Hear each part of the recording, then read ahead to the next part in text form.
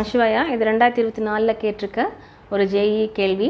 இதில் வந்து 2 லிஸ்ட்டு கொடுத்துருக்காங்க. ஒரு பக்கம் வந்து ஐசோமர்ஸ் காம்பினேஷனும், இன்னொரு பக்கம் வந்து அது என்ன டைப் ஆஃப் ஐசோமரிசம், என்ன மாற்றியம் வந்து அது வந்து எக்ஸிபிட் பண்ணுது அப்படின்னு மேட்ச் பண்ண சொல்லி கேட்டிருக்காங்க. ஃபஸ்ட்டு வந்து என் ப்ரொப்பனால் ஐசோப்ரொப்பனால் நம்ம ஸ்ட்ரக்சர்ஸ் எழுதிக்கலாம்.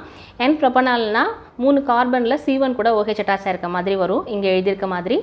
ஐசோப்ரொப்பனால்னா எகெயின் 3 கார்பன் சிஸ்டத்தில் C2 பொசிஷன் கூட OH அட்டாச் பண்ணியிருந்தா அதுதான் ஐசோப்ரொப்பனால். கரெக்டாக? ஸோ இது ரெண்டுலேயும் பாருங்கள், அந்த ஃபங்க்ஷனல் குரூப் அட்டாச் ஆயிருக்க பொசிஷன் மட்டும்தான் டிஃப்ரெண்ட்டு.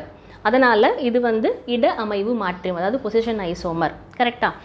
அடுத்தது வந்து மீத்தாக்சி ப்ரோபின், ஈத்தாக்சி ஈத்தேன். ஸ்ட்ரக்சர் எழுதிக்கலாம். ஈத்தாக்சி மீத்தாக்சின்னு வந்திருக்கிறதுனால இது வந்து ஈத்தர்.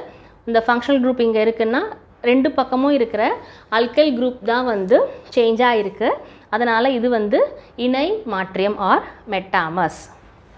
அடுத்தது வந்து 3வது combination propanone and propanal. So ப்ரொப்பனோன்னா என்ன, 3 கார்பன் சிஸ்டத்தில் அது ஒரு கீட்டோன், செகண்ட் கார்பனில் C டபுள் பாண்ட் O இருக்கும்.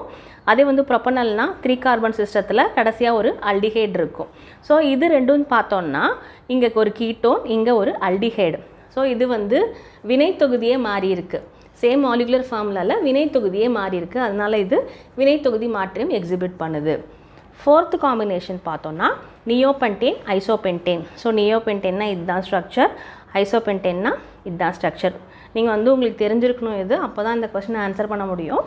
ஸோ இது ரெண்டுலேயும் பார்த்தோன்னா அந்த சிசி செயின் அதில் வந்து நமக்கு வேரியேஷன் வருது. எப்படி வந்து கார்பன் கார்பன் லிங்கேஜ் ஆகிருக்கு அப்படின்றதுல வந்து நமக்கு வேறுபாடு வந்திருக்கு. அதனால் இது வந்து சங்கிலித்தொட மாற்றியம்.